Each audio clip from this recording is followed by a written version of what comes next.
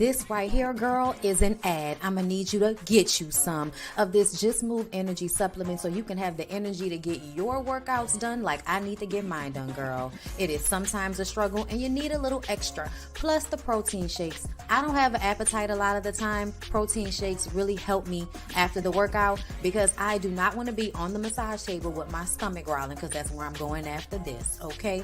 So I get my protein shake done before, boom, I got both of them. I'm ready, okay? I'm getting old. My knees is a problem. Do you see me warming it up?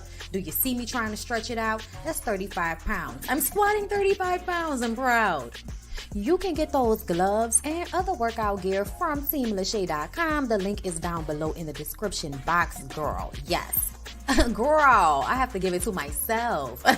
You look good, girl. You look good. Juvie. I just had to put him in here because he's cute. I'm on my way to the spa, girl. Piece of Serenity. My homegirl does not want to be seen, but she does the best massages. I go to her at least once a week for this muscle situation, girl. And she also gave me this massage cream with CBD in it that really helps with my aches and my pain. So get you some. All of this. Get you some. 15% off with my Relax Me Bondy code. Okay, girl? Get it.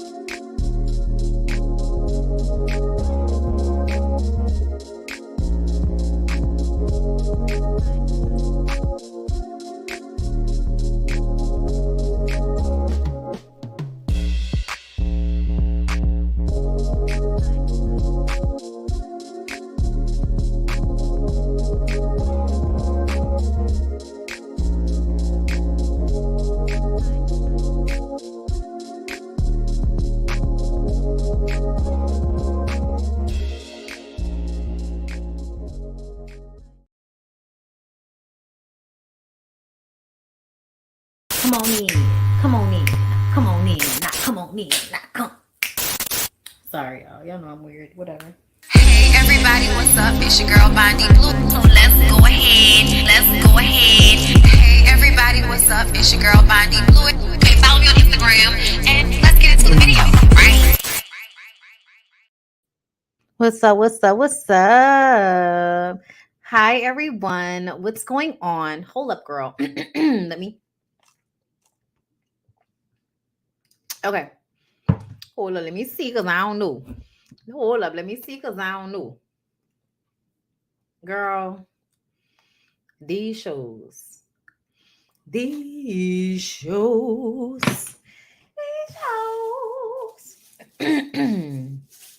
A lady. Thank you everybody who wished my husband a happy birthday. Thank y'all. We had a really good time this weekend. It was a bop. If you follow me on Instagram, you saw I took you with us. Okay, we were out and about. Okay, fried chicken festival was nice, so nice. We had a really good date on Sunday, girl. And then yesterday we went to Chemin à la Mer on the river, and that was amazing. Okay, like y'all know I'm being extra with the French. Okay, but anyway, it was definitely much needed and appreciated on both ends. Okay, the fried chicken was good. We were in the Shandong tent, so I really didn't move. Larry just would go and get stuff and then out because we had food in there. It was good. It was Cane's, I believe. But he went out and got some real good fried chicken out there. I mean, god damn. I mean, this one leg I had, Jesus. Jesus. Okay. Just hard fried, real good, juicy, hella fucking marinated. Like the chicken was amazing. Okay, now that I'm thinking back on it, I can't wait for them to do that again, so I can go both days. But anyway, no, we did. We had a ball. We had a really good time. So we're gonna go ahead and get into family or fiance first. Girl, I'm gonna tell you. I felt like it was bullshit the whole time with Maya and Daryl. It felt like foolishness the whole time with Maya and Daryl. I'm not even gonna lie, girl. Oh, thank you. I appreciate that. I'm hungry right now. So living through your review. Listen, I'm hungry too. I haven't eaten anything yet today either. I'm gonna eat after this though. Y'all don't forget. Okay, like I'm trying to see. I'm trying to see. That's what this is. Liquid IV. Girl. I'm getting old now. It's high. This is the pop back. After you just spent the whole weekend getting fucked up. This is the pop back. Okay? Child, that champagne be doing everything it need to do, girl. Everything it need to do. Okay? But yeah, let's go ahead and get into this show, girl. So Maya and Zero met on social media. Red flag number one. She went to his house for the first date. Red flag number two. His ex-fiance is still friends with his family. Red flag number three. Three strikes, you're out. Based on their relationship with the previous girlfriend, fiance, they aren't really very accepting of Maya. Like when they first met Maya, she introduced herself and the mama looked at the son and was like, and walked away. It was very rude. I'm gonna tell y'all something. I get it. When you become an older woman, especially in relation to your kids, I'm not putting on airs. I'm not, doing anything I don't want to do. But there's no reason to be rude to the young girl because your son is a whore. It is not her fault that she is not yet aware of how his proclivities will affect her negatively. It is not her fault that you have done something for this boy to have an issue. Okay? Now, I'm not going to always put it on the parents, y'all, but the mama made me feel like there was a lack of emotional connection. And because there was a lack of emotional connection, he is now a man whore, going around the world looking for the love he didn't get from his mother, while blaming her for his cheating. Hey, the Atlantic Creole. Thank you for the super chat, Bonnie. Looking butterscotch and lovely as usual. Oh, wow. Thank you. Thank you. Thank you. Thank you. Thank you. Y'all, I was definitely getting my son, child. I was definitely getting my son this weekend. Okay. So Daryl doesn't like feeling like he needs to choose between Maya and his mother. Maya came out of a 20-year relationship before she met him on social media, and 3 months later, she met Daryl. So after 20 years, she moves on to Daryl after only 3 months of being single. That was not right, and that was not okay. Daryl is known around Pittsburgh for being a whore. He's a whore. He's a whore. He says that his mom forced him to propose to both of the previous women that he was, in engagement to. And I feel like, well, that's a lie. I feel like how as a grown man was your mother able to make you marry or make you propose to two different women in such a public way? It seems more to be a pattern of your own. Maybe your mom created this void within you that makes you go out and have these relationships with women that really aren't realistic. I think whenever those women realize that you cheat, or whenever those women upset you or maybe remind you of your mother, you run. And so you go to the next relationship and then you start all of the fanciful romanticness all over again. A lot of y'all men do that. In society, y'all are really allowed to. I mean, when they sat down and talked, girl, listen, I'm gonna point it out to y'all when we get to it because I don't want to skip nothing. So he says he follows his mother's instruction. Okay. Maya said that he cheated with his baby mama. He then, once again, blames his mother and aunt, makes it seem as if they convinced his baby mama to come down to Florida where he has the house, that they convinced her. He didn't want her to come. She showed up. They asked him to help her walk into the beach water and hold her hand as if she's a child and not a grown woman. And he does it. And then his mom and aunt are snapping pictures and send it to Maya. Word. Word. I don't think they said who sent the picture to her. But I just kind of feel like that's very fanciful. I understand that women can be manipulative, and there are women who would do those things, but in this situation, I feel like you lying. I feel like you lying on your mama. And I really wanted to understand why your father had no voice this entire episode. We rarely heard from him. There were so many times I was like, so this man has a father in his life? Because godly. Like where is the assertive calming energy to come in and balance this shit out between you and your mama arguing at this dinner table with your aunt? Where was it? I felt like, the daddy is giving punk.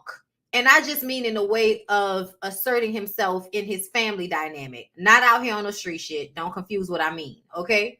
But when a man allows for a woman to like trample over his opinion in such a way, and I say that because the woman is just being who she is, and you allow her to, run you over instead of asserting yourself as a man, which you are entitled to do.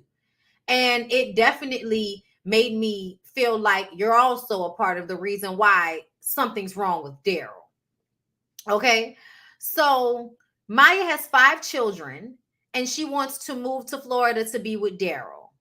Her 14-year-old, which is her youngest, is moving with her. Okay. But she also helps her oldest child, Amani, with her 3 grandchildren. And so she's going to be leaving her behind and the rest of the kids behind to kind of fend for themselves. And it's just breaking up their family dynamic. So Tracy asked Daryl about his situation. He says he has one son that he sees 1 week a month.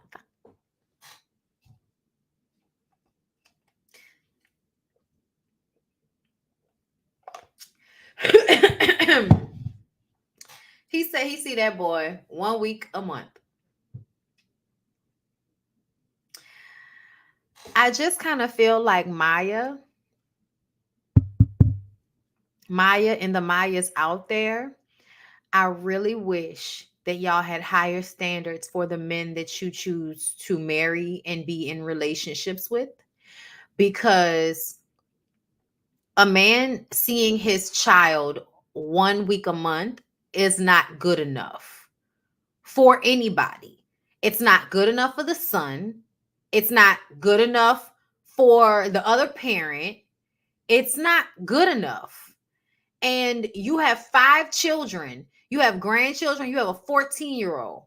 And I understand that you are older and you've raised your kids, so you kind of not thinking about that.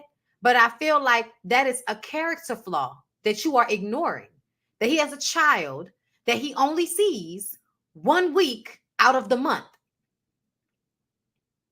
And I feel like when the agreement is 1 week a month, sometimes they don't see those kids even on those 1 weeks during that 1 month. So I was just kind of already looking at her like, so that's cool with you? that's cool with you? Okay. Yeah, I don't like it. And I personally, no, I'm sorry. No, I don't. I'm looking at that because to me, I feel like that means you don't take care of your responsibilities. That's what that means to me. Like you not being there for that child on as much of a daily basis as possible tells me that you don't take care of your responsibilities, or you're probably acting out against the mother by not fully being there for the child. And it sounds like a court appointed agreement, but it also doesn't sound like something that is mandatory, that it is only that 1 week. But basically, that is the bare minimum of what's allowed, since he's probably paying child support and feels that that's all that he needs to do. That is, I'm sorry, y'all. I just can't. I just can't. I think you should require more out of men. I think on a base level, you should require men to be responsible for their children in order to be in relationships with them. For then, if they cannot take care of their children, how can they take care of you? And then you have to think about, if they are taking care of you and they're not fully taking care of their kid, it's because they're fucking you. So at some point, if you're no longer capable of fucking them, they may lose interest in you. Or they may lose interest merely from being tired of fucking you, because that's all they really wanted from you in the first place, was something related to your sex. Even if it's having your sex all the time in the house to cook and clean, you know? Yeah, no, it does sound like a custody agreement, but I still feel like usually those custody agreements are like a minimum. And it's to make sure that the mother has to hand the child over for consecutive days, and it outlines that. But I still feel like if you only have the child for the 1 week a month, that means that there are a whole bunch of other days throughout the month that you should still see them, even if they don't spend the night at your house. And so to me, when he said, I see them 1 week out of the month, I was just like, and you're probably good with that. You're probably happy about that because it doesn't require more than you're willing to give. I don't know, just how it felt to me. But we can continue on. Maya's family feels like Daryl's family is fake. When they came inside and the mom was, "Hi, baby, how you doing?" Oh, child, Amani, the other daughter, and Maya's best friend were all sitting up there like, child, here they come with the bullshit. And that's what it was giving. I ain't gonna lie. It was absolutely giving fraudulent and fake. It was absolutely giving performative. Okay. So yes. Daryl's mom, aunt, and dad are there. Maya's two daughters and best friend are there. They're all tired of his whoredom. His mother explains she didn't want to meet another woman after he publicly proposed to the last two women. And when she explained the public proposals, it makes me feel like he likes to put on these grand gestures and make himself out to seem like the romantic, nice guy that I treat her like a queen. You cheat on her constantly, but somehow she's treated like a queen. Okay. I'm just saying. I'm just saying. I'm just saying. Mom explains that Daryl begged his baby mama to come on that trip to Florida. They laugh at the idea that they set him up with the baby mama. The mom and aunt are giggling. Like, boy, if you don't stop playing with us, you know that you called that girl, FaceTimed her, and showed her the house, and she decided that she was going to come down. Okay, that's what the mama said, and I was inclined to believe the mama. Maya's daughter cries to Daryl about being separated from her mom because she's in school, she works, and her mom helps her with the 3 kids, and her baby daddies don't help.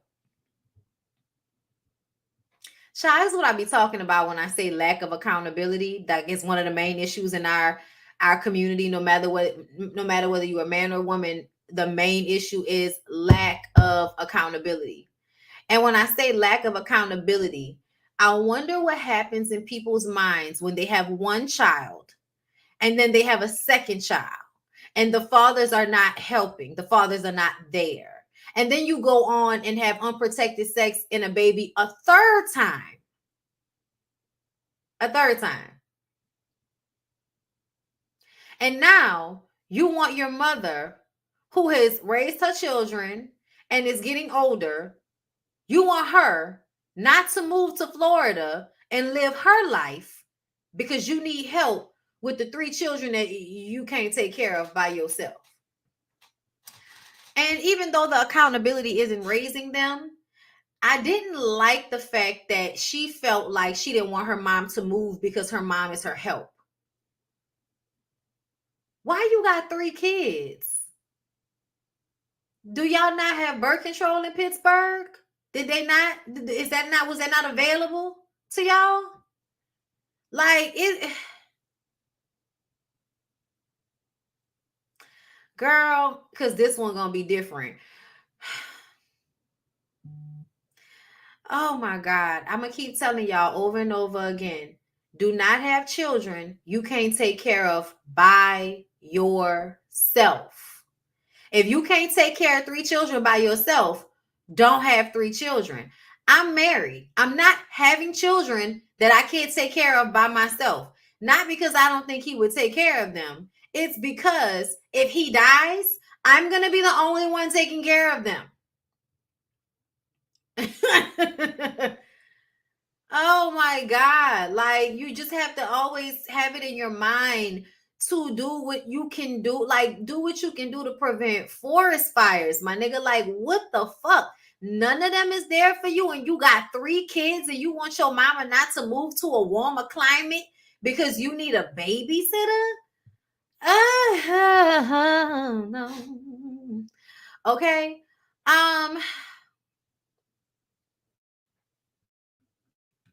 At dinner, Daryl's mom offers to be there for Maya's daughter to help her with the kids. And I thought that was nice, but I don't know if I believe it. Okay. Maya brings up his mom and aunt saying that Daryl begged his baby mama to come to Florida. Then when asked where she slept, he says, well, one night she slept on the other side of the bed and the other night she slept downstairs. Auntie said I slept on that couch every night and she wasn't ever down there. So basically saying, and he was like hemming and hawing and low-key trying to laugh it off, which made me feel like, yeah, you invited her and you fucked her. And that was the plan. And that was what you wanted to do because you're not faithful. You're going to do what you want to do in the moment. And you're not going to like really think about old girl's feelings. And like, you're going to do what you want to do, which is cool. But say that shit. Say that shit. If old girl don't want to be with a philanderer, you can't make her. But you know that's who you are. And that's the thing that killed me. Daryl is old enough for us not to be using things from 2019, things from his childhood as a reason for why he can't be accountable for his lack of loyalty. If you cannot be in a monogamous relationship, stop fucking trying to be in a monogamous relationship. Take care of yourself, date the women you want to date, and take your ass back to your house. Stop proposing. Stop pretending like you're going to save somebody. Stop it. Go and live out your life in Florida and date various different women until you die. Like, that's all. That's all. That's all. Stop trying to trick women into being with you and marrying you, also that you can lie to them over and over again when you know who you are. You're a whore. Okay? It is what it is. Oh my God, that's why that baby mama didn't want to deal with him. So Daryl says his mom doesn't show him love sometimes. And then he brings up his mom not coming to see him get an award in 2019. I said, nigga, no, you didn't. I said, no, you did not. At this very big age, bring up your mama not coming to an award ceremony for you. And so I wanted you to be there like the rest of the parents. Oh, really? Because everybody else's big ass had all of their parents there. Their parents weren't dead. Some of them didn't have any dead parents. Because, nigga, you older than me. And I'm going to have a dead parent out here. Okay? I'm sorry, but it's just like real unrealistic for you to be acting like it was your 8th grade graduation about a fucking award in 2019 that your mama wasn't there for. And she sent you a card with $100 in it when she shouldn't have even had to do that. Congratulations, baby. That's so nice. Send him a nice little card. It didn't need no money in it. It was absolutely deflection. It was absolutely, I'm going to start crying so everybody can stop paying attention to why I'm a cheater. Like, no. None of us are confused. None of us are confused. Everybody understands. Everybody's aware. Child, I hope. Yeah, I only got one dog outside right now, and I just hope that he lays under the patio and doesn't lay in the grass and get wet. Like, we're gonna pray on it. But anyway, so in therapy, Maya talks about her oldest daughter, Amani, and how she was a juvenile delinquent and how she ran away several times, and their relationship has been up and down. Maya says that she doesn't know whether to believe um Daryl's mom or believe Daryl about this whole baby mama situation. And Tracy says, well, the fact that you don't know whether you should believe him or his mama or not shows that you probably shouldn't be marrying him. Like, let's just start there. Tracy says that Daryl isn't taking accountability and she's not making him take accountability. She says each of them are doing childhood survival mechanisms in the relationship. Daryl says, how can you keep defining me in 4 days by what happened years ago? I'm different now. I treat her like a queen. I said, oh, you upset? Child, Daryl was really, I think this is the moment. Daryl was really upset. He got so mad at y'all because y'all were calling him to the carpet for being a cheater. And he did what Lewis and Tiffany did. Oh, it's been such a short amount of time. How dare you read me so accurately in such a short amount of time? It's like, that's what therapists do. That's what therapists literally go to school for, so that they can read you as quickly as possible. What are there drugs involved? Like, what be going on with the delusions y'all have where y'all get surprised when licensed therapists can read you and your issues very quickly? Y'all think every time somebody has a correct assessment of your personality or whatever bullshit you may be on, that they pulling that out of their ass because it's only been 4 days. Daryl, go to hell. Okay, he gets defensive and tries to deflect, but it does not work. Tracy says, why did you come here? He says, I don't know why I came here. She says, you came here because you wanted to talk to your mom, right? We're going to talk to your mom. And what she meant by that is, you aren't here to fix your issues with Maya.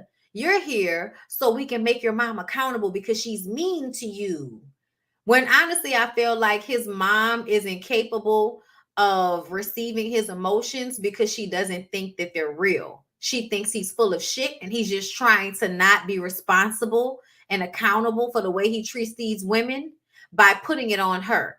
So she's refusing to see his emotion because she feels like it's manipulation. That's why his mom didn't give him, the, oh, son, I'm so sorry thing that Tracy and him were trying to get her to do, because mama feels like you're full of shit. So no, I'm not doing it. She was dismissive. And I totally understood why. I'm not even going to front. I totally understood why Daryl's mom was like, boy, if you don't get the fuck out of my face with this. But I would implore her to recognize that as a woman, she is cold and detached. And I don't know when that happened, but that is probably the reason. I mean, shit, I would even ask her if she really wanted to be a mother. Like, I think a lot of times, and it's because of the times we live in, the patriarchal system we live in, how we are conditioned to view women. I think there are a lot of women that just shouldn't have been mothers. They're not nurturers. They're not warm in that way. They're not going to care about their kids' feelings all day, every day. It's just, it is what it is. And I think that when women are like that, it has a negative effect on their kids sometimes. And when their kids grow up, they are constantly in a state of looking for validation. And for men, where you can have to seek validation because of your insecurities in your childhood, but then also never really be held accountable for your bad behavior, you can be allowed to be like 40 something years old and still be considered a catch to somebody while being a whore, having mommy issues, and crying on national television about an award ceremony your mommy didn't come to 2 years ago. It's crazy. It's crazy. I'm just saying, y'all, that's crazy as hell for him to be able to sit up here and cry and whine to us about, how his mommy wasn't there for him, while his mom just sits up there and looks like, child, if y'all don't get this nigga out of my face with this shit. Like, I didn't been there for everything when he was a child. Now he want me to be there for everything now that he grown. And I don't feel like dealing with him. He needy. He fucking needy. And I need him to get over it. Okay, that's what the mama is saying in her head. The mama was like, he needy, and I get tired, and I don't feel like being bothered, and he lucky I just laugh him off, and I don't really tell him how I feel like he ain't shit.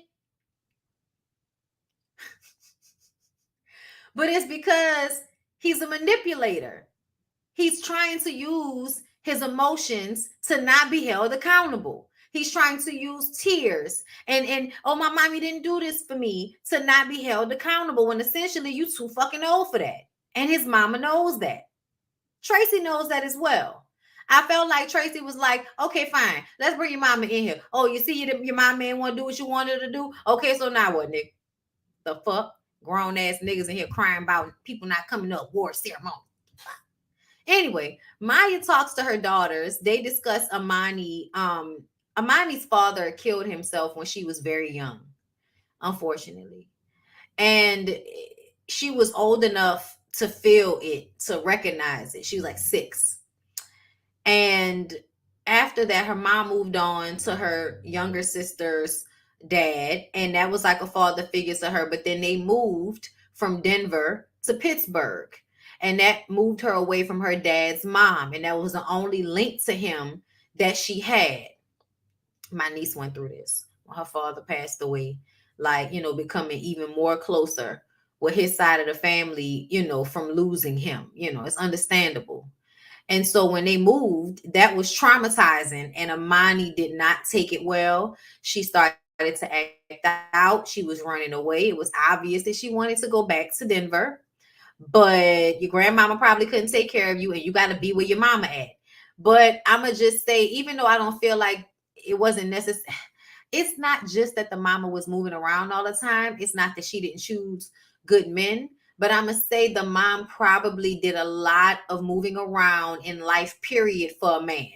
It's given, every time my mama get a man, I have to deal with this shift and change in her. And that's what happens, y'all. And it's such a weird thing to go through when you're the oldest child and you have to watch your mom change and be different for whatever nigga she's in a relationship with. It can cause you, yes, the feeling of replacement and abandonment. Yes. Yes, yes, yes, yes, yes. It's a very weird feeling to have, but it can definitely cause issues. And so I feel like that's what Amani was going through. I also feel like they should have gotten Amani therapy. They should have gotten Amani therapy from when the dad died. Like, she should have had to deal with that. They found him in the car. They didn't see the body, but they found him in the car. And that's enough. You know what I'm saying? So I feel like Maya low-key stuck her head in the ground as it pertains to her daughter. And then Amani talks about how at one point her mom packed up all her shit, which included one of the last things that she had of her father, and threw it outside in the trash, and the trash people picked it up. And she was forever mad at her mom about that. And I'm like, it seemed as if Maya probably was resentful and angry with her daughter for not allowing her to move on. But you really didn't get her the proper help.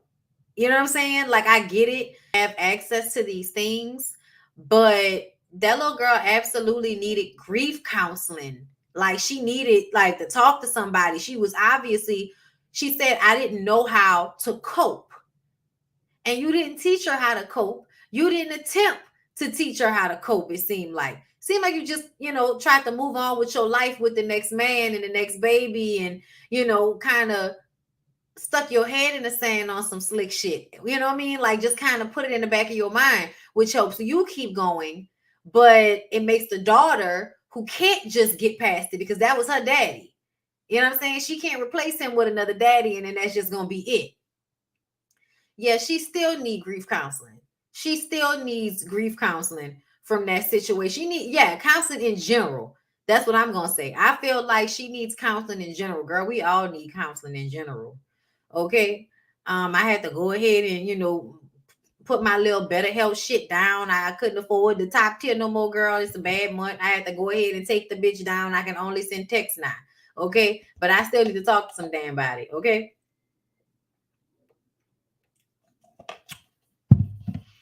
But either way, they never got a chance to talk about the cheating. And then we find out that Daryl had COVID. I almost feel like Daryl either wanted to catch COVID or something, because I feel like he did not want to have that conversation about the cheating.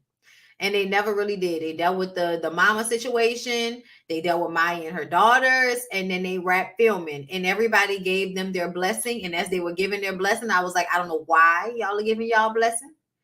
There was no accountability. We didn't talk about the cheating. That was not dealt with. He whined and played victim. Like, none of that is signs of a man that is responsible.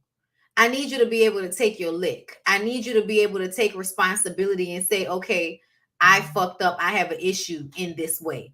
I need for you not to deflect and throw it on your mama every chance you get. And that's what he did. So yeah. Not sex.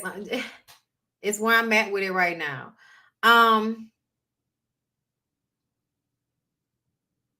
Daryl and Maya broke up a month after taping because she continued to have trust issues. Because he's a whore. He's just a whore. It's okay, hon. He's a whore.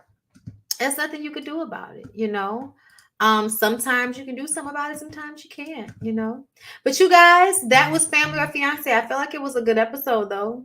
We're gonna move on to Ready to Love. It's gonna be all I want. Okay, we're moving on to Ready to Love. Before we get into it, y'all tell YouTube we're live.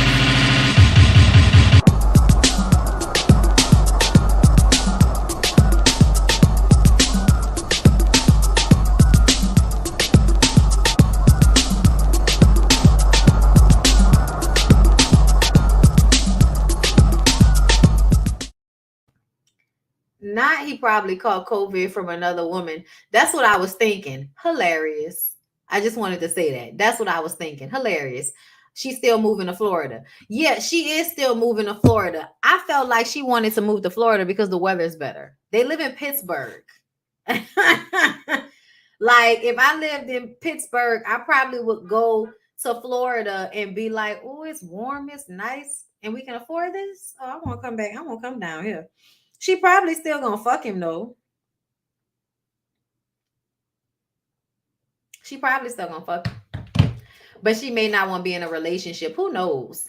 But I don't think she should be trying to marry him. Not at all. But yes, y'all, as I was saying, moving on to Ready to Fuck. Yeah. All right. They will be booty buddies. Probably. And that's cute. You're an older woman. You don't need to be in no long-term relationship with no hoeing ass dude. Let him go on about his way. Mr. Charlie, come over, wear you out, stay for Sunday dinner, and then go on about his way. See you later, Mr. Charlie. See you next week, baby. All right. Thank you. Thank you for the little money. All right.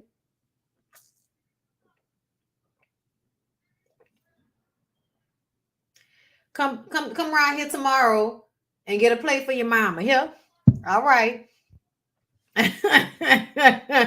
Because we doing suppers. So come around here. Okay, listen, Uncle Charlie to the kid. Look, don't blame Mr. Charlie. Just a man. He's doing the best he can. Right quick. Heard him say, don't blame Mr. Charlie. Mr. Charlie is just a man, and he's doing the best he can. That's why I still love him like I do.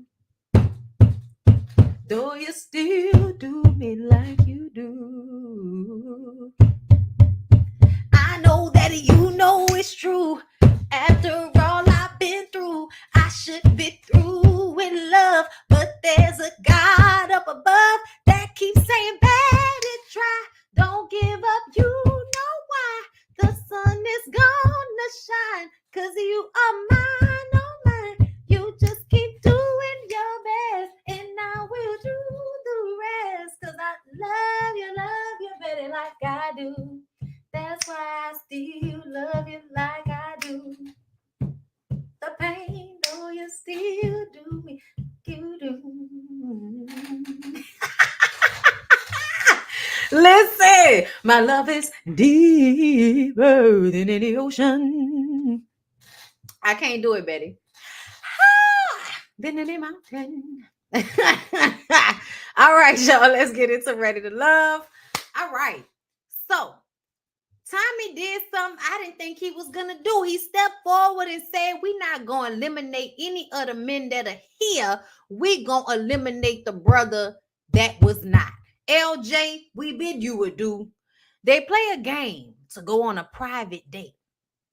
They gassed this private date up. It was not that big of a deal, but it was cute enough. The women have to choose a man to go head to head with another woman about who knows this nigga the best. And I was like, y'all always want the women to be fighting over these struggle ass niggas, okay? Okay. So, Kayla plays against Brandy for Mike. Jamala and Trinika play over Randall. And Kadeen chooses Swayze and Sharice chooses Samson because Swayze and Samson are the only two men that don't have, another woman or two or three. So the first question, big bank account versus big family. Kadeen says Swayze wants a big bank account. And oh no, Swayze said big family. She said, what the hell? I said, what the hell? Why would you think he want a big bank account? Ain't he a fireman? Never mind. I'm just saying. It feels like he's glued into that. So that seems more family man than, money. But okay, girl. Big bank, take little bank. Okay, so romance or Netflix and chill. Okay, Jamala was like Netflix and chill. Trinika was like romance. Trinika got it right. Okay. Trinika knows that he's had three or more girlfriends. Like basically, Jamala thought she knew Randall. She thought she knew Ra. Guess what? Trinika knew all the information. Okay, Trinika then had all of the deep, long conversations, and she know what's going on with Ra as Jamala. So passionately and thirstily calls him. Okay. Sharice knows what kind of movie Samson's like. I mean, you ain't gonna know nothing else about him. Okay, with his shallow kiddie pool ass self. Samson worries me. The way Samson likes to laugh things off, Samson low-key feel like he might slap the shit out of you and then laugh and say, why you made me hit you. Like, I don't know. It feels, I don't know. I don't like it. But something about somebody that's laughing and smiling when they upset, that scares me. Okay. Kayla knows Mike better than Brandy, and she's upset about it. It seems as if all of the women that the men seem to be more interested in, those women don't know nearly as much about these men as the women who y'all believe are the sideline chicks. Y'all think Kayla and Trinika were sidelined to the Jamala Brandy main chick factor. Well, guess what? The main chicks don't know as much about y'all as the chicks that y'all claim are on the side. Hilarious. Okay. Hilarious. So Trinika and Randall ended up winning the date. Trinika actually seemed sad that LJ was eliminated. So she didn't even seem to be putting her best foot forward and she still won this shit. I was just kind of like, damn, she didn't even just seem to give a fuck and still won. Kayla feels like Trinika and Randall are the least connected and it's a waste of a date. And I'm like, oh, right, because you and wayward ass Mike needed the date. Girl, go ahead on away from us with this. Kayla, okay? Now, Kayla is dating Randall and dating Mike, but I feel like the only option would have been for it to have been you and Mike. And I think that would have been a waste of a date as well, because Mike has already told you how he sees you. He doesn't take you seriously. He wants to hunt you, but he doesn't see himself being in a relationship with you because you challenge him too much. He doesn't want to be in a long-term relationship with a woman that is going to challenge him. He's a rockhead. And, not a drug, but, one of those, they mind is made up. They stiff. They don't know how to move with new information. Like, you give them new information and they still saying the same thing. Stubborn. You know what I'm saying? Like those men, they don't grow. They don't continue to grow. You know what I'm saying? And to me, I think it's really sad when y'all cut yourself off at the knees when y'all are in y'all 40s, as if there's nothing else y'all can learn in this life, as if there are no new experiences to be achieved that doesn't include falling into the same old, the same old toxic fuck nigga shit that y'all like to do. Y'all like traveling, going y'all little fuck boy trips together, and yeah, y'all gonna do all that. But when it comes to like mentally and emotionally opening yourself up to achieve something beyond the status quo, no, y'all niggas are not gonna dig that deep. Y'all just not. So honestly, I don't feel like he wants to deal with Kayla long term, but he wants to smash her. Okay. So Kayla, the date would have been a waste if it were you and Mike. It would have been. He's gonna smash you anyway. So get the dick. Hopefully he doesn't bleed all over your pillowcases and send him on his way. Um, the exercise, the date that they went on was actually for them to connect even more. So the lady washed their feet, they looked into each other's eyes, they meditated. Um, he felt more of a connection to her. I actually liked watching the exercise. It made me feel like it's something that I would want to do. You know what I'm saying? I probably would have to have sex after, but it made me feel like it was something I would want to do. Yeah, let's just sit here, look into each other's eyes and try not to laugh. Okay. Anyway, so Jamala is definitely feeling a way about Trinika and Randall's date, of course. Cherie says that she still doesn't know how Samson feels about her. It's like he's just going through the motions. Cherise is feeling the lack of genuineness. And I'm like, good. I'm glad that you noticed it because we all noticed it. Randall tries to reassure Jamala of their connection, but she wants to know if he's being direct with the other ladies.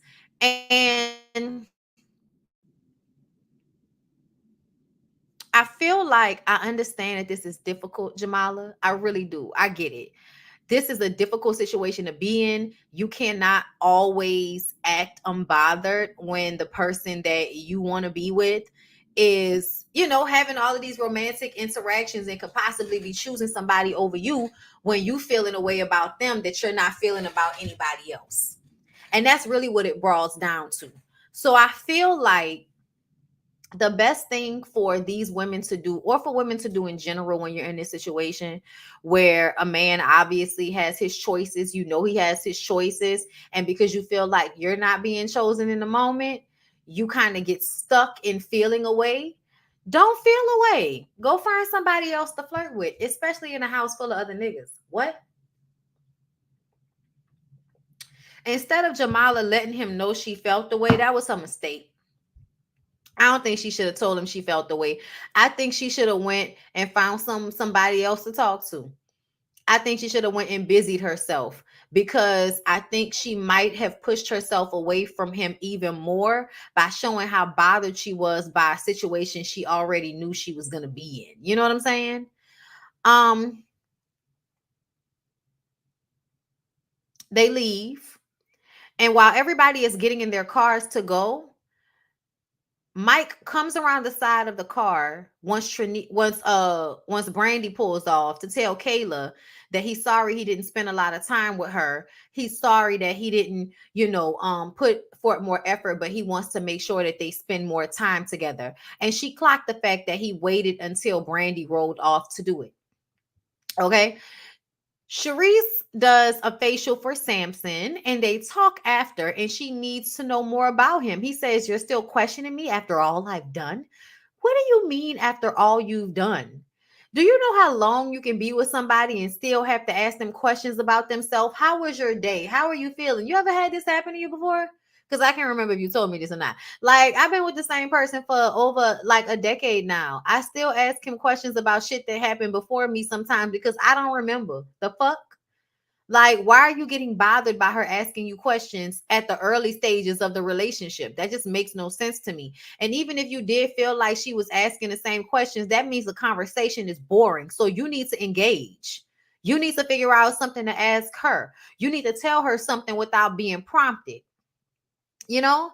Um, he asked what she's doing today after she asked him to open up more. And it was like, why are you deflecting? And she was like, I want to talk about, what I'm talking to you about right now. I don't want to talk about what I'm doing today. And he was like, well, we can't always do what you want to do. I came here to spend time with you, but at some point we're going to have to do what I want to do. It was another deflection. We're not talking about, like, first of all, nigga, you got a facial. Let's not act like y'all did something that she really wanted to do. She performed a service on you, which was advertisement for her business. Smart. Okay. And for two, it was a way to relax you, talk to you, get closer to you. Don't sit up there and act like that was something that was only for her benefit. Like, the fuck? That was just so weird to me. He was looking for an issue. I feel like he was. I feel like he was trying to find every way possible to not have to, open up more. And I feel like nobody should have to be jumping through fucking hoops and shit to make you be honest and be communicative. If it's so hard for you to be open and communicate, then you don't need to be in serious relationships. Go ahead and have your little fuck buddies and do your thing. Don't come on ready to love. Okay. So Mike and Brandy, I didn't realize it, but they shared a room on the trip. I didn't realize that, but they have a tighter bond now that he's bled on the pillowcases. Samson says he and Sharice are growing. They're working on how they communicate. Samson is full of shit. Sway says Kayla and Jamala, their insecurities were showing. I feel like, shut the fuck up. Like, shut the fuck up. I hate that y'all say their insecurities were showing, because to me, I feel like Kayla had every right to feel a way about y'all not showing any interest in her, because y'all felt caught between the other two women the whole time. Like, she probably would have been the one to go and talk to get away. You know what I'm saying? Like, I feel like Kayla and Randall had their one moment, but she said she felt like nobody came and checked on her. Nobody kind of just wanted to see how she was doing. They were kind of stuck to one of the other women, which I get. I kind of understood where Kayla was coming from, even though I feel like Kayla's constantly playing herself in these situations. Like, you should have been went home. You're not really connected to anybody here. Why would you want to be with anybody that's going to front you out in front of people? And then when everybody's gone, now all of a sudden they want to act like they care about you. Why are you still here? But I don't like the way Swayze said that shit, because I don't feel like the reason why Kayla was upset had anything to do with her being insecure. It had more so to do with y'all, I think, putting Kayla in a vixen box and deciding that she had less value when it comes to the relationship factor, but you still want to keep her on a string because y'all want the possibility of having sex with her. That's what it felt like to me. I could be wrong, but I feel like she has every right to be upset about y'all manipulating her into thinking that y'all had more of a connection until y'all got around everybody else. I think she had every right to feel away. Anyway, Trinika knew more about Randall than he expected her to know, and says that a lot of their conversations have been extremely deep. And, he's feeling her, and she's now higher than she used to be. So the men deliberate. Mike goes on a date with Kayla. He didn't recognize he was her biggest connection. He thought that she was more interested in Randall, and actually thought that, maybe her interest in him came from the fact that Randall was more interested in Jamala and Trinika. But really, Kayla spent time with Randall during the time that they were on that trip. She was in a room with him at one point. So, Jamala was upset about it and, fucked it up a little bit. But ultimately, I feel like, no, I don't think that Kayla does a lot of shit I don't like. But I don't feel like that's the way Kayla is moving in this situation. I think she's just kind of there and enjoying the connections. And I do think Mike is the one that is saying more to her behind the scenes. And for him to act like he didn't know what their connection was, I feel like that's bullshit. And I feel like we saw you talking to her around the side of the car. So I just kind of feel like he on bullshit.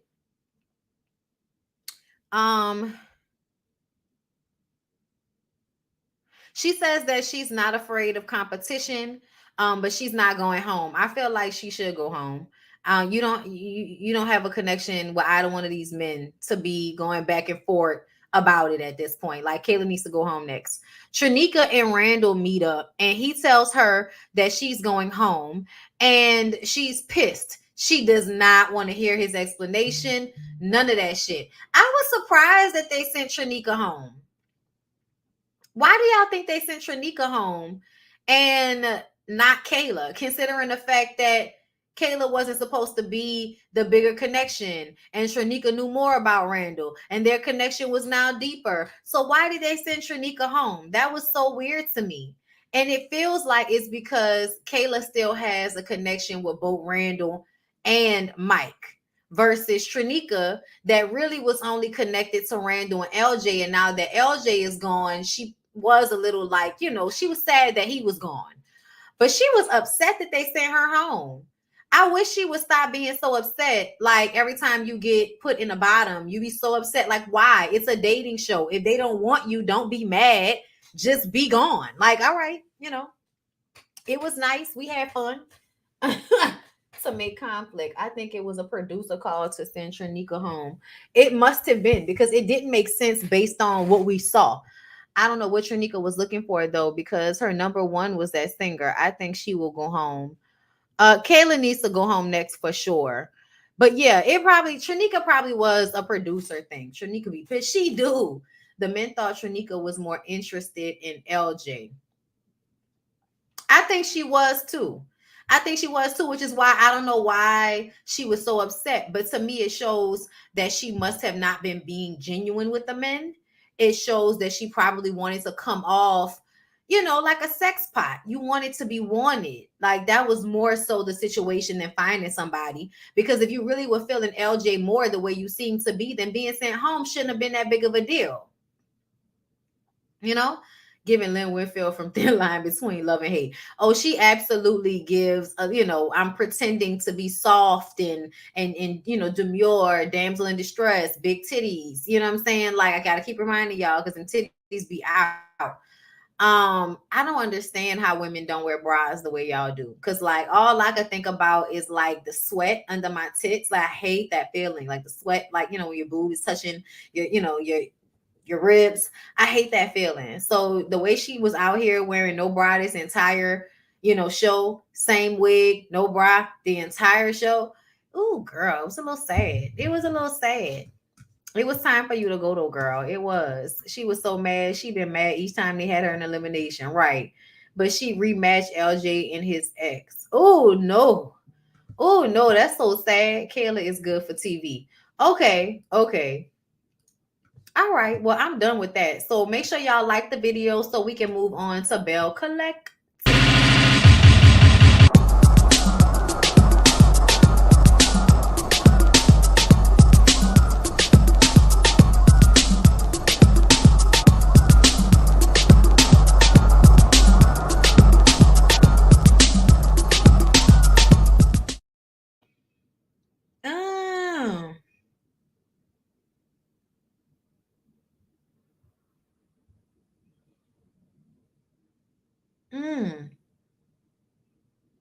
I'm reading this Tia Mary post.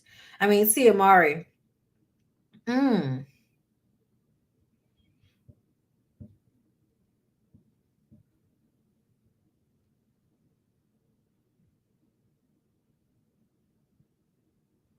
That's sad, girl.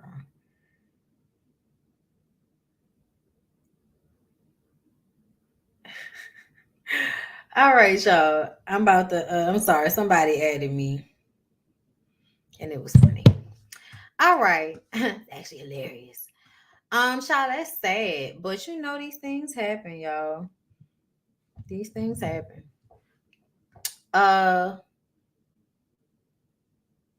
It's the wrist cast for me. Oh, not her having that wrist cast on the whole season. Yeah. After 22 years together, that's crazy. Yeah, she filed for divorce. Oh, I wonder why. They both leaving with what they came in with and done while married. That's crazy. Yes, I can. So sad. But yeah, like I said, these things happen, y'all. So Belle Collective. Y'all want to talk about some people that need the fucking divorce.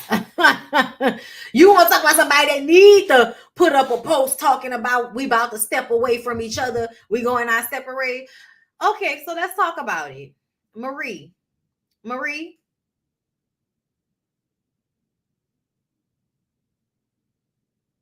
Marie, Marie, Marie. There was nothing wrong with the first nose.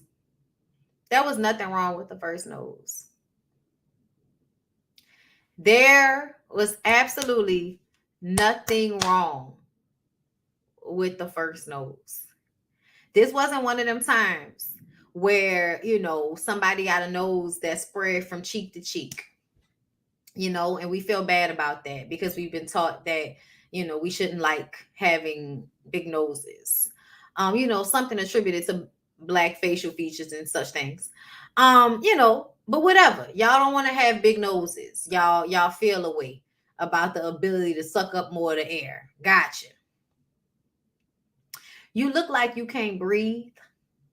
I don't like the way the nostrils are now slanted in, giving this effect.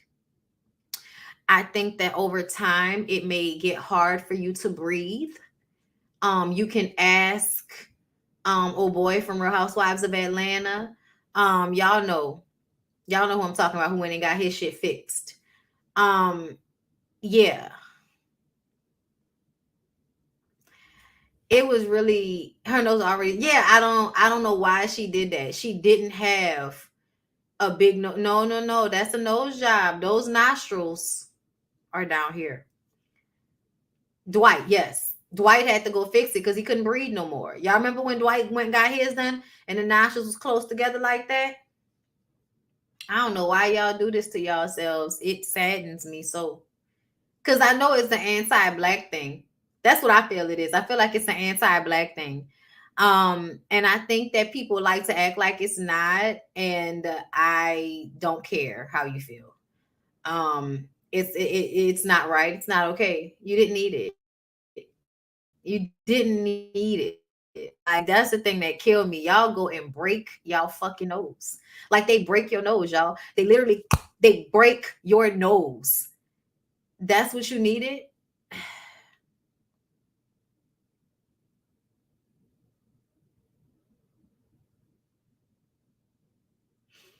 I feel like you can't feel that good about yourself when you go and let somebody break your nose so you can look like you can't breathe at the reunion show.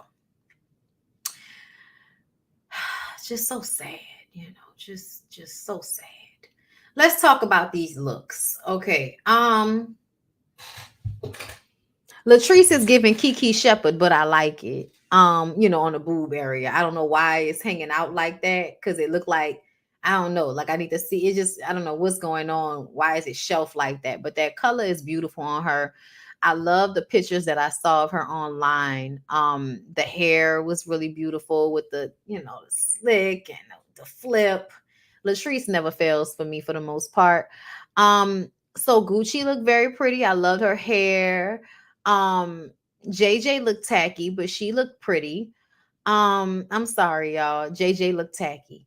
Um,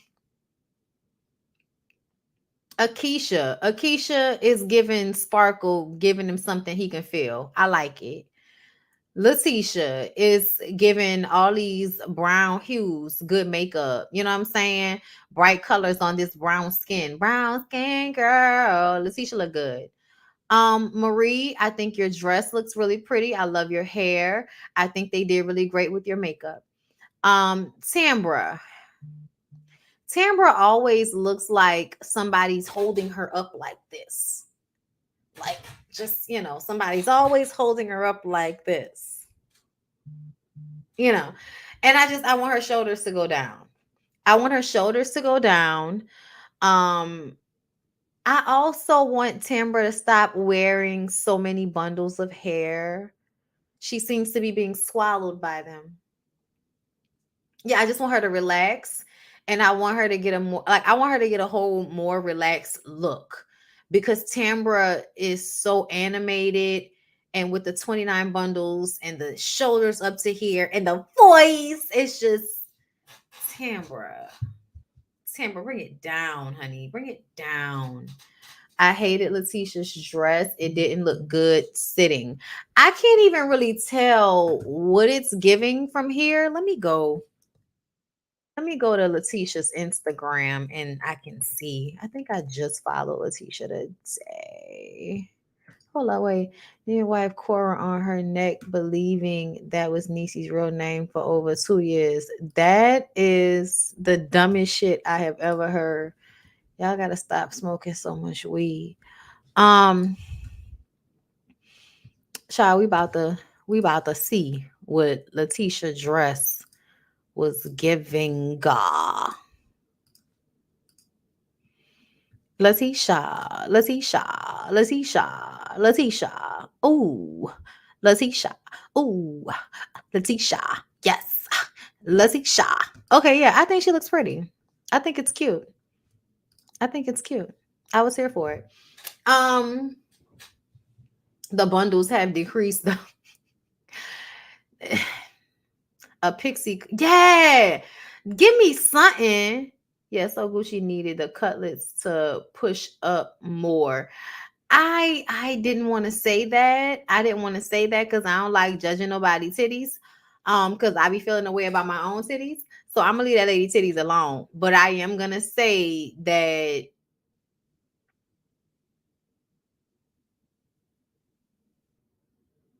JJ looked tacky. Okay. The Belle Collective come up. Okay. Yes. Latrice got Grace and Mercy. Marie got a new nose. We're acting like we don't see for the moment. Letitia got a better wig and lost some weight. Marie got bomb new hair. Okay. She had that Marie Monroe white lady bob. Tambra says that she doesn't have a BBL. I hate surgery. I would not get elective surgery. It's like, who said Tambra had a BBL? Who told y'all Tambra had a BBL? What about Tambra's body gave BBL? I couldn't even see past Tambra's head and shoulders to get to what her ass looked like. Y'all lied. Akeisha says that she showed up and now the show is better and the ratings are higher. And I just kind of feel like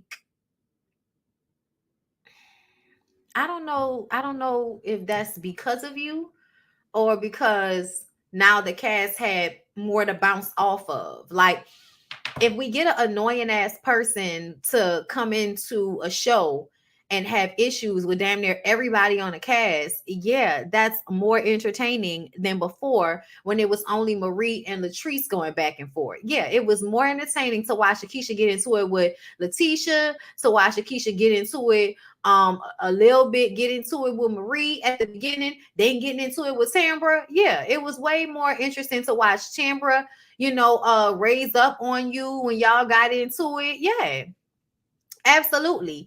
But that doesn't mean that you're entertaining by yourself, because you're actually dry and your scenes with you and your husband were boring. It wasn't until y'all had to, argue back and forth with other people or offset the country niggas weirdness and their lack of, diction.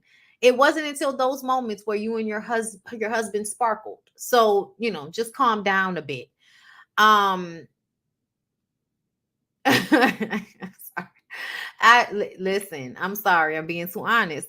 Tambra says she didn't say Akeisha wouldn't fit in. She said that she throws shade, and she does. Okay. Tambra was saying Akeisha didn't have a house here. She's not living here. I feel like, Tambra, you can say whatever you want to say. I feel like your dislike for Akeisha comes from high school. You don't want to tell us because you're Gretchen Wiener. You don't want to tell us that you couldn't stand the head of your clique on some slick shit. You don't want to tell us that. But that's what I think it is. I think you didn't like her, but you pretended to be friends with her because it was beneficial. And I think that once you were the gatekeeper, you didn't want to really let her in because you didn't like her ass back then, even though y'all pretended to be cool. It's giving frenemies. Okay. Anyway, Latrice and Letitia were overriding Tambra because Tambra didn't want to bring Akeisha on the show. And Latrice and Letitia thought that she would be a great addition. Tambra says if she didn't want her on the show, she would have just said it. She would have said it. I would have told her I didn't want her on the show. I'm like, no, you wouldn't have. No, you wouldn't have. Okay, you nice, nasty, fake the funk. You would have absolutely smiled in her face and tried to keep her out of it behind the scenes as to not look like the bad guy in public. The fuck? Who you talking to? Akeisha says she doesn't remember asking Tambra if there were cuter girls in Jackson. Akeisha, you can say you didn't remember it and you had 2 babies in 2 years, but bitch, you said it. You know you said it. You would have said it before the babies and you say it after, because I do think you got the light skin, light girl, light eyes, light girl privilege thing going on where you think you cute just because you light.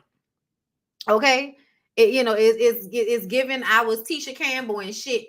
Little Shop of Horrors for Halloween, bitch. Like I was always trying to be the Tisha Campbell girl. Okay, like it's absolutely giving. You ask Tambra, where are the cute girls? Meaning, where are the light complected girls that grew up in Jackson, Mississippi, that used to get all the attention back in the day? Okay, where they at? All right, that's what you were asking. Cut it out. You may not remember, but I said you did it. The dirty plates. You ran it into the ground. Akeisha says that she said it to a producer who told her to tell Letitia. And Letitia says, why are you telling me? I didn't put this together, which triggered her. Letitia doesn't believe she was defensive. Wait, what you mean you didn't put it together? So it wasn't your brunch, Letitia? I'm confused. Y'all gonna have to decide what y'all gonna lie about on camera and stick to it, because now y'all confusing everybody. Bitch, was it Letitia's brunch or not? Either way, Letitia says Akeisha was up her ass with a microscope. She was her genie and she granted her wish. Akeisha says that she doesn't need her to get on the show and that, she's the queen of Jackson. No, bitch, I'm the queen of Jackson. Carlos says, no, really, I am the queen of Jackson. And Akeisha says, and yes, you are. No, he's not. No, he's not. No, he's not. Stop going along with shit just because your boss said it. Like, I'm sorry, Carlos. You may be the king of Carlos King Entertainment, sir. You might be the king of the South when it comes to reality TV. But what we're not going to do is make you the king of places you are not the queen, or make you the queen of places you are not the queen of. That's what we're not going to do. No. So moving along from there. Letitia told Marie she was giving these hoes something to talk about. Letitia says, we all talk like that. Everybody say bitch, everybody say hoe. Akeisha says hoe all the time. Why are we asking about it? Like, why are we making it a big deal that people say bitch and hoe? Like, what? Stupid. We hand out some t-shirts and an award. Carlos gets a crown award for producing reality TV. Okay, that was cute, I guess. Marie and Latrice made up for the moment. And then Marie got online and said she gave Latrice her storyline. Latrice says, I gave her her storyline. This is all stupid. Okay, this is all stupid. Y'all arguing with one another is a storyline, and everybody's respective businesses and, wayward, toxic ass husbands is another portion of the storyline. We don't have to argue about that. Marie says that, oh yeah, Marie was like, oh, well, he was speaking to me. Latrice is like, okay, with your new nose. They start going back and forth. Child, when Latrice said, okay, with your new nose, I almost passed the fuck out. I would just go ahead and say, bitch, thank you. Somebody said it, because Carlos was damn sure gonna sit there and act like we wasn't seeing what we were seeing at the beginning of the damn episode, talking about glow ups and not mentioning Marie Monroe new nose, and Marie Monroe sitting up there talking about she just hating on what? Hating on what? Your inability to take a deep breath through both of your nostrils freely now? Like, ain't nobody jealous of that shit? Ain't nobody jealous of that shit? Girl, what are you talking about? Anyway, Marie says that she didn't even know about Goddess Links before the show. Okay, then can you explain why the very first episode of the show was you talking about Goddess Links? Can you clarify? She said she did it because of the show. She felt like she might have got a bad batch of hair. Before the camera started rolling, Latrice said, forgive me, but I'm about to, I might go off on your ass. Okay. And I was like, okay, so if Latrice gave you the warning, Marie, that she was going to be extra when the cameras were rolling, why were you the only one being extra during the scene? If I recall, it was you that was talking about her wig and her hair first, and your Mary Had a Little Lamb dress. So I I just kind of feel like I can't with Marie is giving delusional. Okay. But anyway, um, she felt like why call Marie a fraud? She already gave her story. Oh, child, we was talking about Marie being a fraud. Marie, they asked you about the fraud situation and you couldn't really answer. I think that being on the show made your business practices more legit. That's what I'm gonna say. Latrice says, I have a business. I don't need you for story.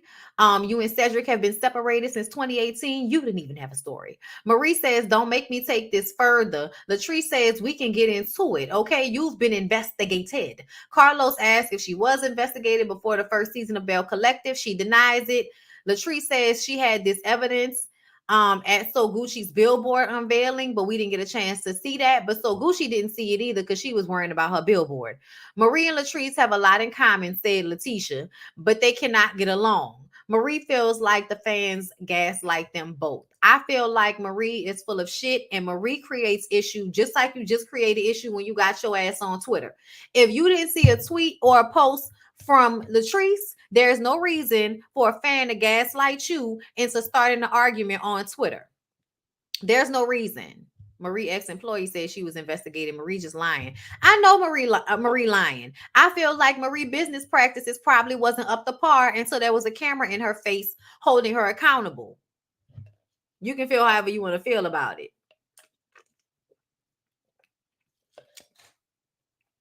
Niggas always looking for a way to cut a corner or get more money out of you than you got. So I don't really care nothing about what she's talking about.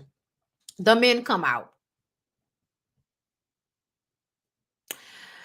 JJ got to stand up and show us his tacky suit that match So Gucci dress. It's like, yeah, So Gucci look great in that yellow, but your complexion in that yellow, no, JJ, you should have went with white. You should have went with black with the highlights of the color. You know what I'm saying? But to go in a whole gold suit, it just it wasn't giving what you thought. I know a lot of y'all are, y'all get a kiki out of JJ, and I used to too.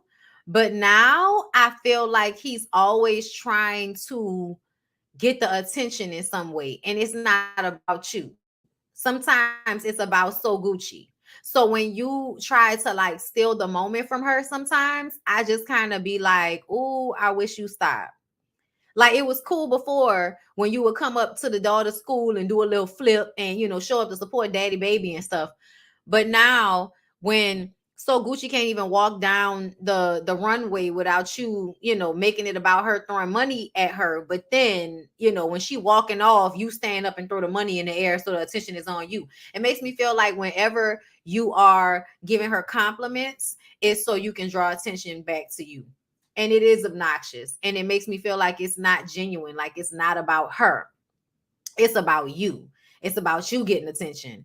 He also gives me pick me when it comes to other men. I want to be the other men's friend. I'm the class clown. I'm gonna make everybody laugh. I'm the good, I'm the good time guy. Like, but you sit up there and make excuses for Glendale cheating on Letitia, even though you ain't never met the nigga. That type of stuff, I can't get with. Him and Cliff is one of the way it's a lot of toxic understandings amongst the men that let me know that you niggas is trash. Okay, you're trash. I don't care how much you're funny and you giggle and we having a good time. Yeah, no, it is absolutely given untrustworthy. I don't know, but I found these results on search. Untrustworthy. I don't know neither. Anyway, I turn it off because you're listening to me. So Letitia is already crying about Glenn. We ain't even started talking yet. He says that this was the first time he cheated physically. I said, you mean the 8-year-old? The 8-year-old is the first time that you cheated physically? You're a liar. He says he wasn't sexting anybody. He was conversing, but they were still married. And he said conversating, and it's just like y'all were conversing, but okay. She says people inbox him from the show. I'm like, so you sitting up there crying about how he used to be talking to women even before the show, but now the show has made it worse. And it's almost like you're using the show to make excuses for him. Oh, you got to be a strong man to withstand people posting titties in your DMs. It's like you can go and look at titties on Google. Grow the fuck up. You know what I'm saying? Anyway, women were offering to do what Letitia wasn't doing. Glenn is sitting up there laughing about it like it's funny. If I was Letitia, I would be like, whatever they think I can't do, please come and do it. Please come and get them. Please come and do it. There's always some bottom feeding, thirsty ass bitch that wants to come and slurp up some man because they think that having a piece of man is better than having nothing at all until they crying and getting their asses dogged out. Okay. Anyway, child, y'all are so pathetic in this nigga's DMs with that foolishness. Um, he told some of them to watch the show, and others were sending their breasts, and he liked it. Okay, so Gucci says it's a lot of pressure, and you have to be able to handle it. Akeisha and Willie come from the sports world, so they already know what it is. Akeisha says, I don't play that, and I didn't like watching that, and that made me feel bad for Letitia. I like that Akeisha spoke out and said that in that moment, because I felt like everybody was like laughing and joking about it, and it was not fucking funny. So when Akeisha was like, that hurt me to see that, and that shit, I didn't like any of that. I appreciated her energy in that moment. Carlos comes out with the DNA test, and Letitia says that she's gonna forgive him no matter what because she already forgave him for the cheatation. She forgives him for cheating, so now she'll forgive him if a baby comes because of the cheating. I said, Letitia, you done lost your fucking mind. You done lost your fucking mind, Letitia. That don't make no damn sense. A man can go and get pussy all day. He can put a condom on, protect you from STDs, and not get a bitch pregnant. And he would have just went and fucked somebody, and you would have came home and not known nothing about it. But when a man is out there having unprotected sex with people, enough to get them pregnant, enough to bring you back any old STD, yeah, bitch, that's fucked up. That's not the same. That shouldn't be forgiven just because you were okay with forgiving him cheating. And how many times is 17 times, Tisha, if he's never cheated before? How many times, like this idea that Glenn has never physically cheated on Letitia is a lie from the pits of hell. I don't care. I don't care what y'all are talking about. I'm from Louisiana, nigga. Mississippi is next door. Glendale is cheating, has always cheated, which is why he was still talking to people after he did all that crying and trying to blame Letitia for not paying attention to him being depressed. What the fuck is your excuse now that she done came back to the house? What's the excuse now? Boy, bye. You just want to stay with Letitia because you realize Letitia is a come up when it comes to clout, money. I think Glenn was giving nervous laughter. It could be nervous laughter, but he also liked the fact that those women were in his DMs. He liked that. I don't know what you. I don't know, that's where his smiling and laughing was coming from as well. Oh yeah, it might be making him nervous, but his wife is defending him and how those women come after him. So I don't know why he would be, so nervous. He wasn't laughing nervously when we was talking about this paternity test. But it absolutely could have been a nervous laugh, but I still feel like he likes the fact that those women want him. Period. Everybody likes attention. Everybody likes attention. Everybody likes to feel wanted. Some people want it from whoever will give it to them. Even if they're getting it from their woman, they still want it from whoever they can get it from. Like Glenn. Nervous because he guilty. Child, nigga ain't shit. Tisha just don't want to know. She doesn't want the cheating in her face. He ain't nervous. She not leaving him. Glendale has never been faithful. We can all see that. Well, Letitia should have just let him cheat in peace. I hate to be repetitive. I mean, I think she would. I think she was letting him cheat in peace until the baby came. I think she was letting him cheat in peace. But I also think it's harder to let a motherfucker cheat in peace when they are embarrassing you publicly. You know what I'm saying? You on the show now. Oh, child.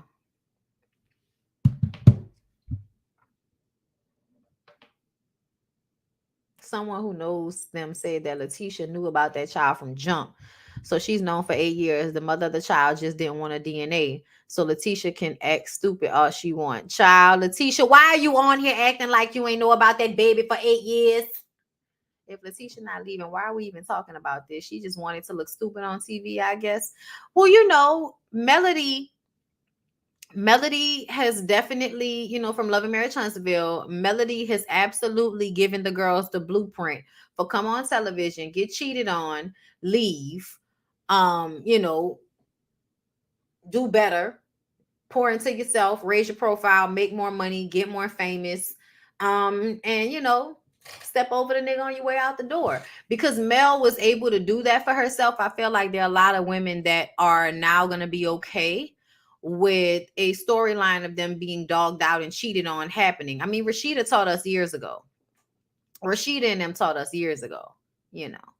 So she pulled a Kendra. Yes, she did pull a Kendra. I have to go and watch that again so I can make my notes for that. So Letitia out here being another Kendra with the theatrics. LOL at the comment about his name. Child, Glendale, I wouldn't even be with someone named Glendale.